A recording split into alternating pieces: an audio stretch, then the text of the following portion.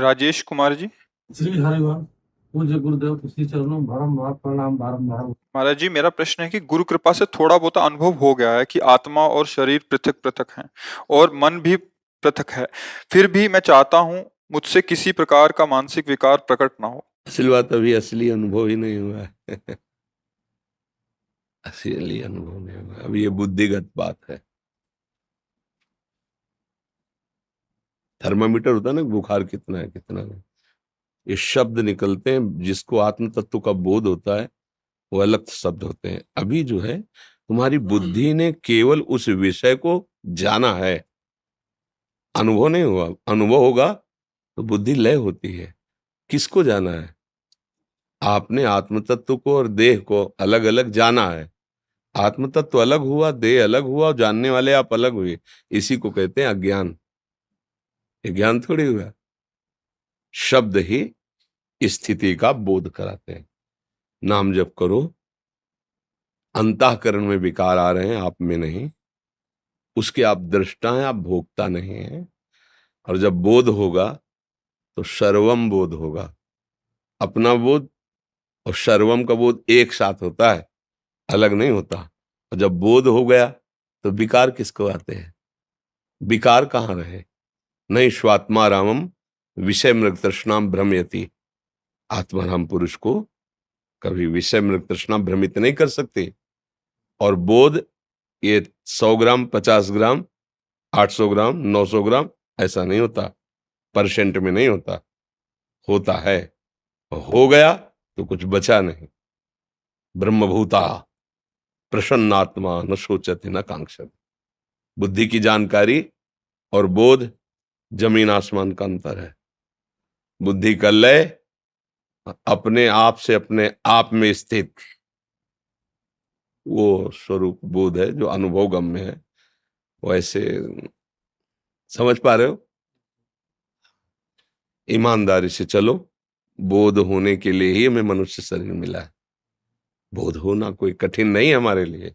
पर अभी कहीं हम पीतल को स्वर्ण न मान लें। नहीं, जब जौहरी के पास जाओगे ना तो आप तो स्वर्ण की कीमत चाहोगे और है पीतल, तो धोखा हो जाएगा ना आपको। या तो जौहरी को आप छलिया समझोगे और या फिर आप धोखे में हो गए। अभी स्वर्ण नहीं है, अभी पीतल ही है। स्वर्ण जब आएगा ना तो शब्द बदल जाएंगे, उसमें बनावटी कुछ भी बोलो आप। पूरा सूत्र याद करके आओ, जहां बोलोगे तो हम आपको उस आपके शब्द से ही आपको बता देंगे कि अनुभूति आपको नहीं है। समझ पा रहे हैं ना? हाँ। रोहित मिश्रा जी। महाराज जी, आपके चरणों में दंडवत प्रणाम। राधे राधे।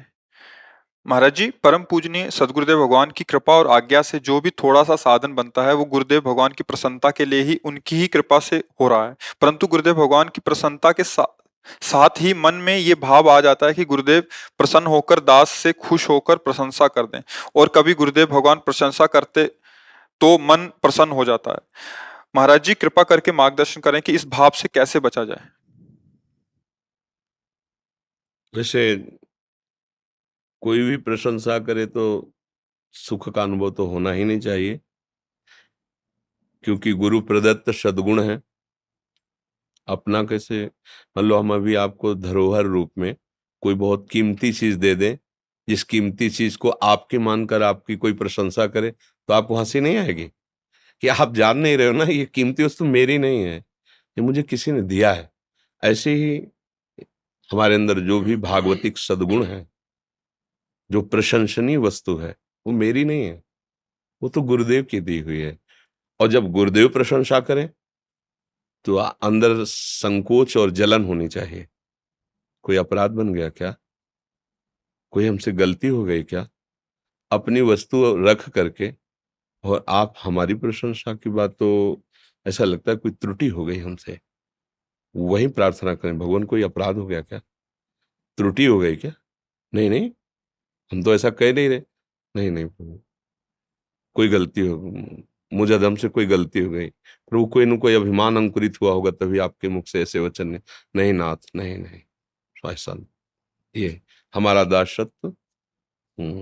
जब रावण के द्वारा सुरक्षित लंका को विध्वंस करके और श्री राम का नाम का डंका बजा करके सिया जी की खोज लेकर हनुमान जी आ रहे हैं।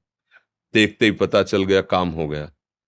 मुख प्रसन्न तन तेज विराजा, कीने रामचंद्र कर।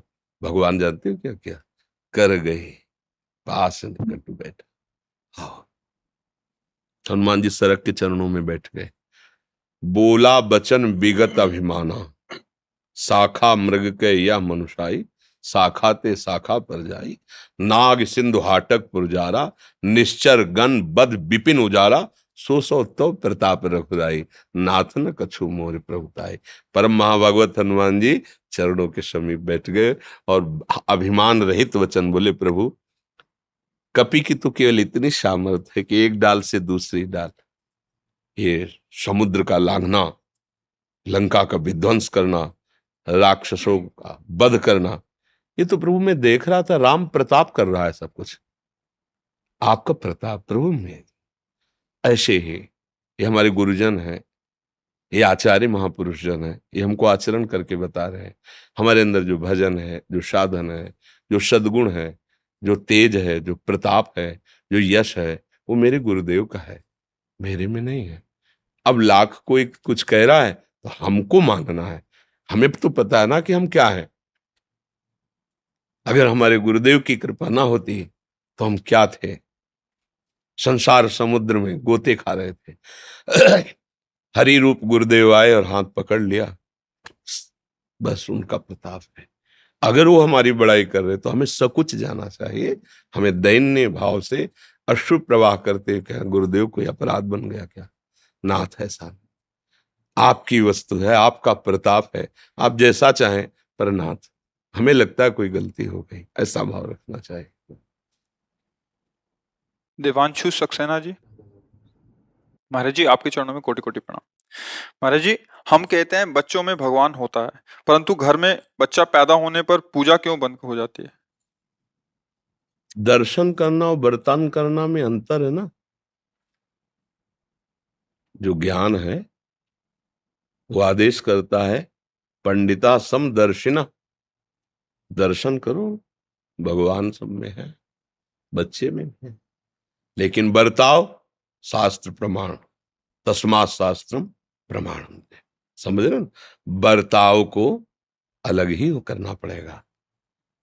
दर्शन में एक, जैसे मेरे ही हाथ है ना, गुदा द्वार मेरा ही है ना, और जब हम उसको स्पर्श करते तब हाथ में कई बार रज लगा के धोते, साबुन लगा के धोते, पवित्र करते ना।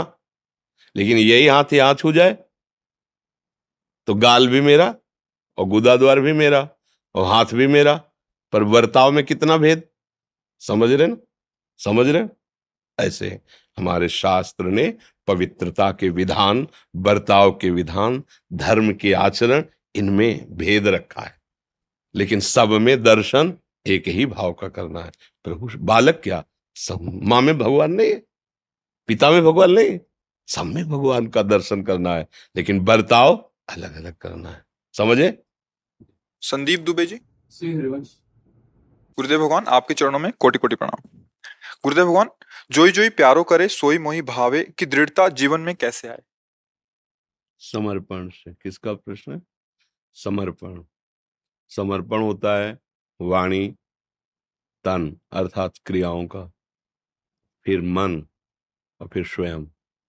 तन वांग मनोभिर अमलई सोहम तवेवाश्रिता, ये शरीर का समर्पण। कोई भी ऐसी क्रिया ना हो जो शास्त्र और भगवत वाक्यों के विरुद्ध हो, अर्थात हमारे आचरण शास्त्र प्रमाणित हो, धर्म से युक्त हो, तो हमारा शरीर भगवान को समर्पित हो रहा है। हमारी वाणी किसी की निंदा न करे, किसी को कटु न बोले, मिथ्या भाषण न करे, भगवद यश और सबको सुख पहुंचाने वाली वाणी, हमारी वाणी समर्पित हो रही है। हमारे मन से किसी के नाश, किसी के पतन, किसी के दुख, किसी के हानि पहुंचाने का संकल्प न बनने पावे। मन से धर्मयुक्त संकल्प बने, दूसरों को, माता पिता भाई बंधु समाज, इसको हम सुख पहुंचा सकें। और वो सब कर्म हमारे प्रभु की प्रसन्नता का हेतु है। सब कृष्णार्पणम मस्तु, तो मन समर्पित।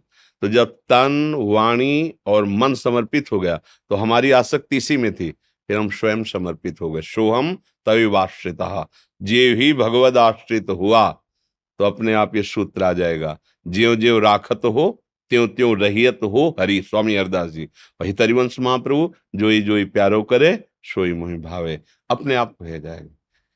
अपने आप एक आनंद की विशिष्ट अनुभूति, जिस अनुभूति में बड़े से बड़े दुख में भी भगवान की कृपा का अनुभव करता है और सुख में किंचन मात्र अभिमान धारण नहीं करता है, वो भगवत समर्पित हृदय हर समय परमानंद में, ब्रह्मानंद में, भगवदानंद में मगन रहता है। पर पूर्ण समर्पण, आत्मसमर्पण कैसे होता है? तो श्रवणम, कीर्तनम, विष्णुर्पाद सेवनम, अर्चनम, वंदनम, दास्यम, सख्य, फिर आत्मनिवेदनम।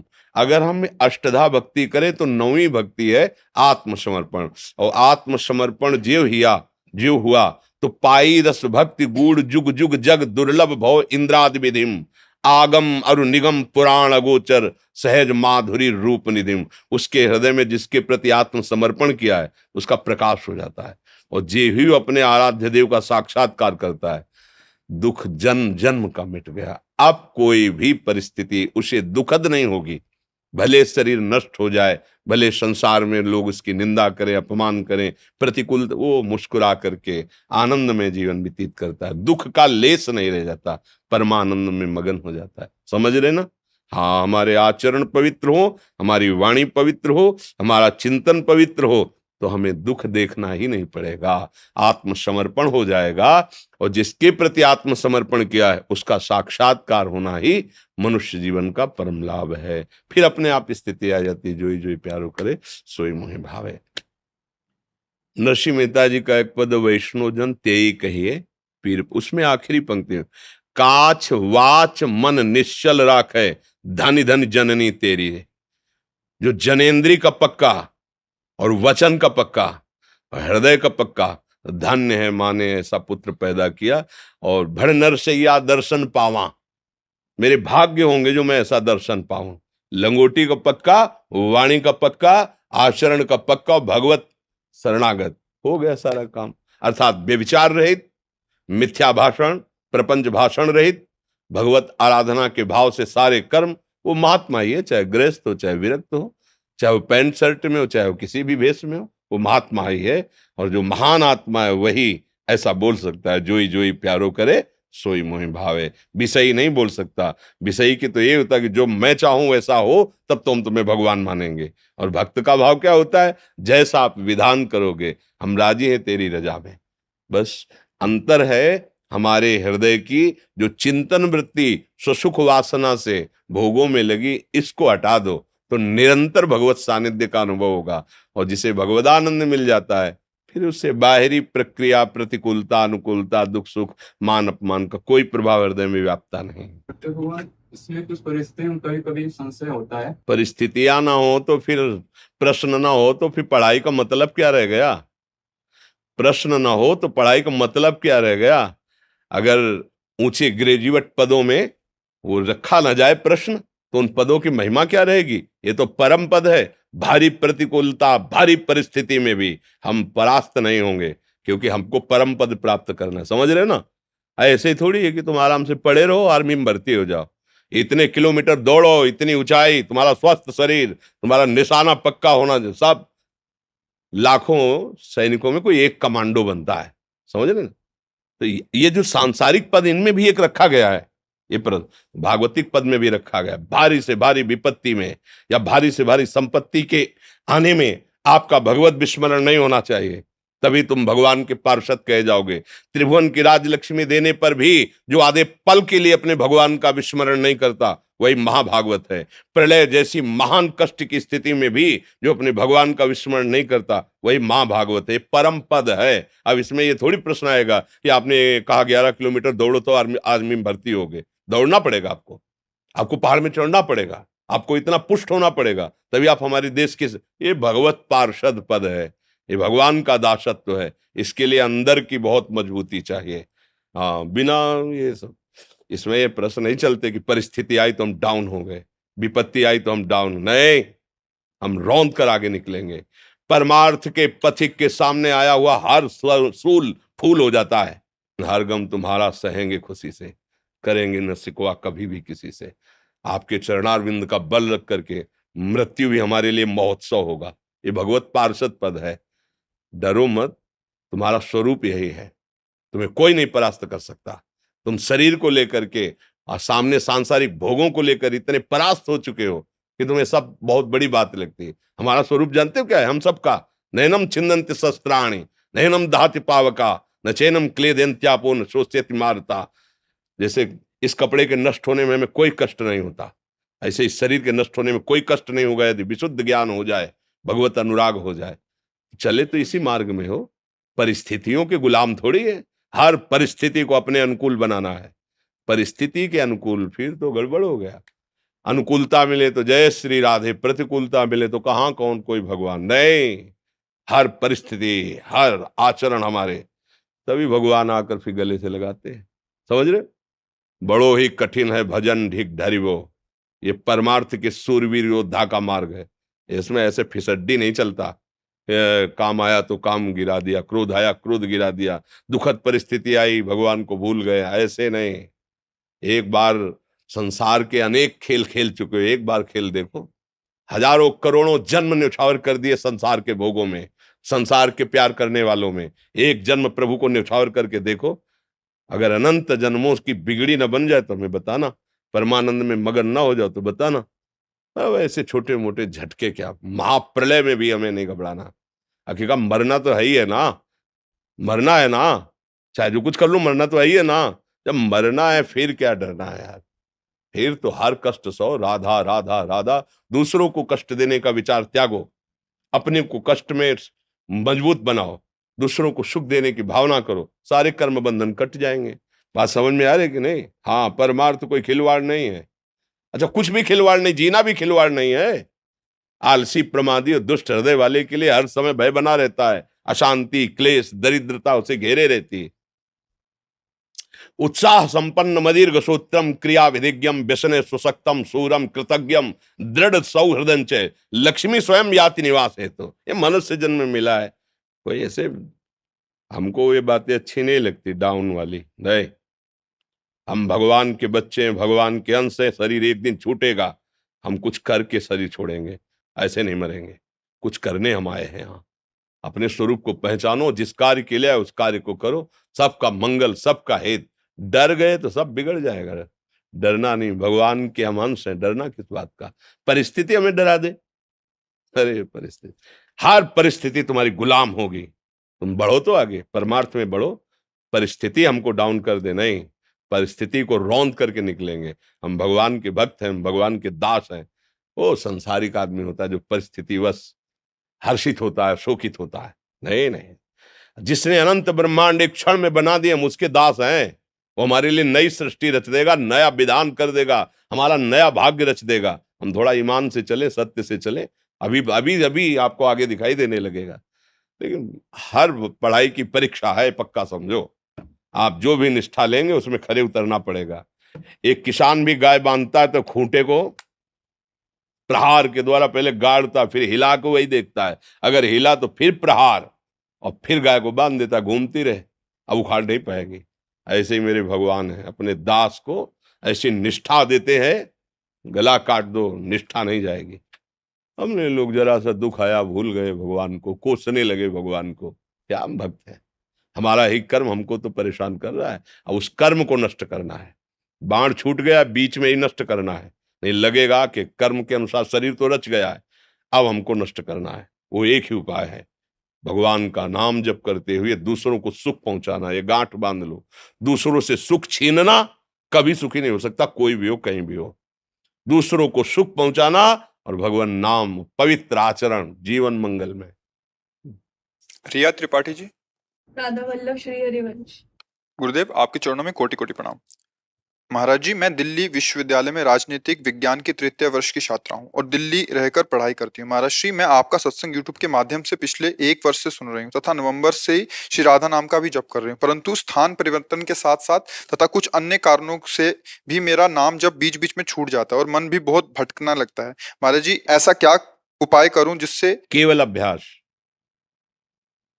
केवल अभ्यास, कुछ और मत सोचो। हमारे अभ्यास में कमी है।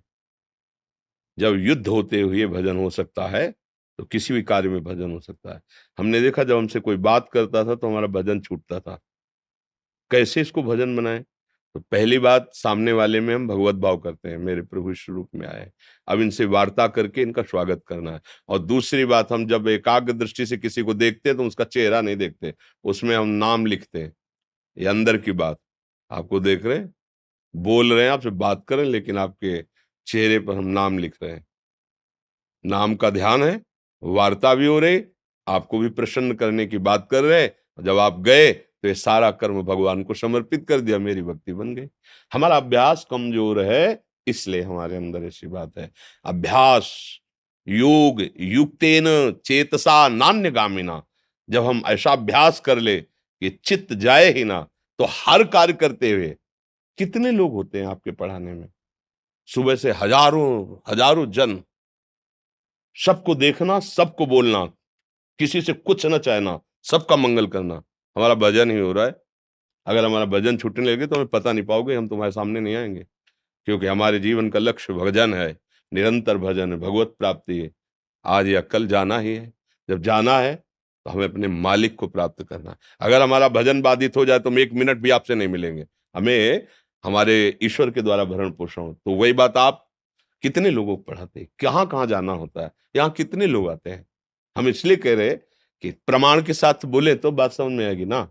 सबसे मिलना है, सबको ऐसा लगेगा कि हम सबको प्यार कर रहे हैं, लेकिन किसी से प्यार नहीं कर रहे हैं, हम केवल अपने प्रभु को प्रसन्न करने के लिए कर रहे हैं। और सबको जिस पर हमारी दृष्टि गई, हम वहां नाम देख रहे हैं, उसका रूप नहीं। दोबारा वो मिले तो हम नहीं पहचान पाए, क्योंकि हमने देखा ही नहीं, हमने उसके रूप को देखा जो सब जगह समाया हुआ है, और उसके नाम को पढ़ा जिसका, जो हमारा जीवन है, हम इसे देख रहे हैं।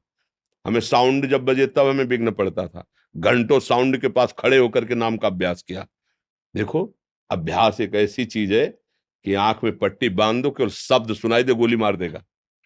जैसे शब्द वेदी बाण होते थे, अभ्यास में बहुत बड़ी ताकत है। आप अभ्यास कमजोर कर रहे हैं, इसलिए आपका छूट जाता है। तो कोई गलत नहीं है, क्योंकि पूर्वाभ्यास हमारा संसार के चिंतन का है। अब हम अभ्यास को इतना जोर करें कि हर परिस्थिति में नाम हमारे दिमाग में छा जाए, कोई परेशानी नहीं।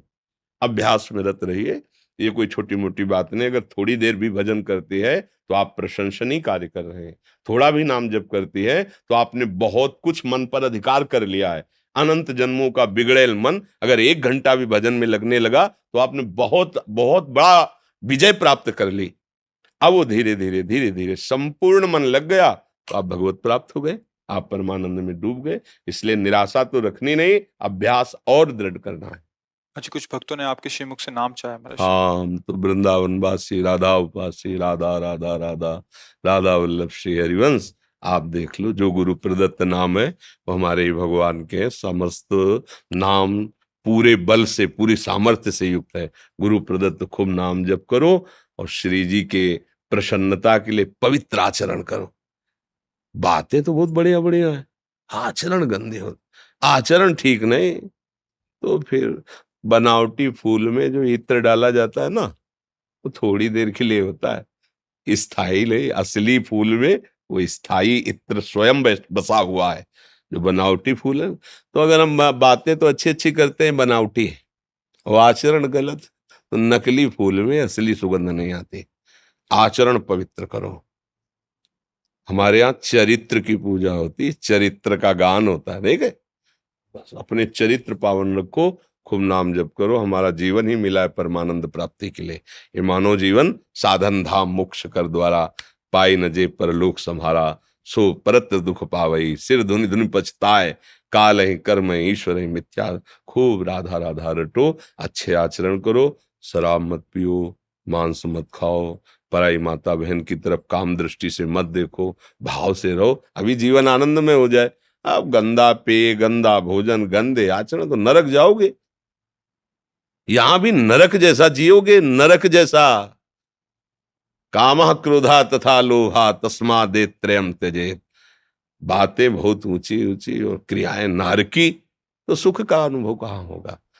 हम कह रहे हैं तुम अपने आचरण पवित्र करो, शरीर के द्वारा कोई गंदी भोजन, गंदी क्रियाएं, गंदी बातें ना हो। अभी आप खुद देखोगे थोड़े दिनों बाद आपका मन प्रसन्न रहने लगेगा। रुपया मिलने से, नाना प्रकार के लौकिक पद मिलने से हर्षित होता है मन, परिणाम शोक। और सच्चे आचरण और भजन तो मन प्रसन्न होता है, परिणाम अखंड प्रसन्नता, वो कभी नष्ट नहीं होगी। ब्रह्मभूता प्रसन्नात्मा, हर समय अखंड प्रसन्नता बनी रहती। अखंड प्रसन्नता का स्वरूप कोई भी दुख, कोई भी सुख प्रभावित न कर पावे, वो प्रसन्नता। खूब नाम जप करो।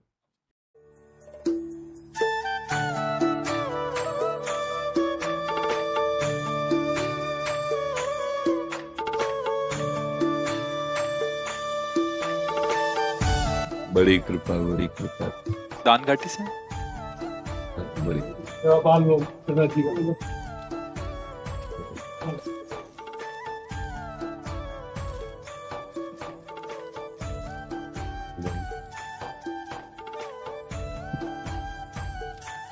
ये बोलते हैं कि गुरु के बिना माला करना वो नहीं, ये गलत बात है कि गुरु के बिना माला नहीं करना चाहिए, ये गलत बात है। हाँ, देखो, आप अपने स्वरूप को पहचानो।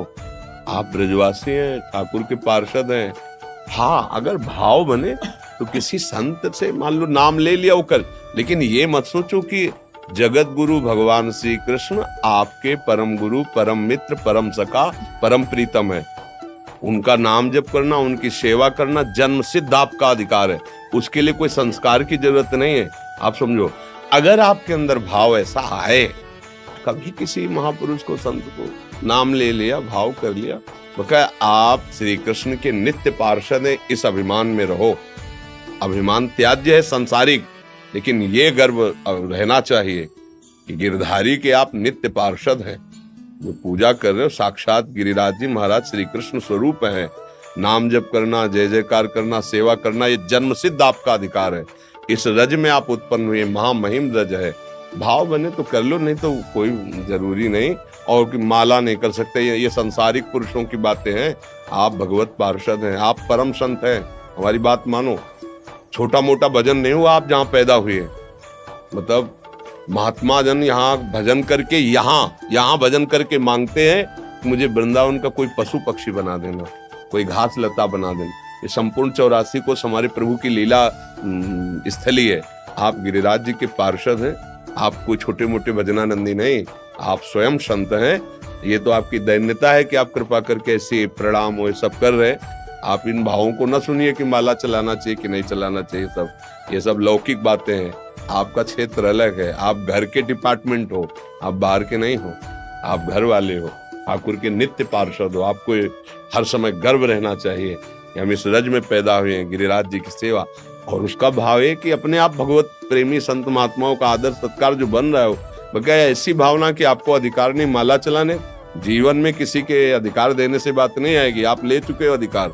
आप पूर्व के संत हो, भजनानंदी संत हो, तभी आप आके गिरिराज जी की तलहटी में विराजे हो, गिरिराज जी की सेवा हो रही है। आप ऐसे भावों का मतलब मन में भाव मतलब है कि हमको कोई संस्कार कराने, जन्म सिद्ध अधिकार आपका है हाँ प्रभु की सेवा का। ठीक है,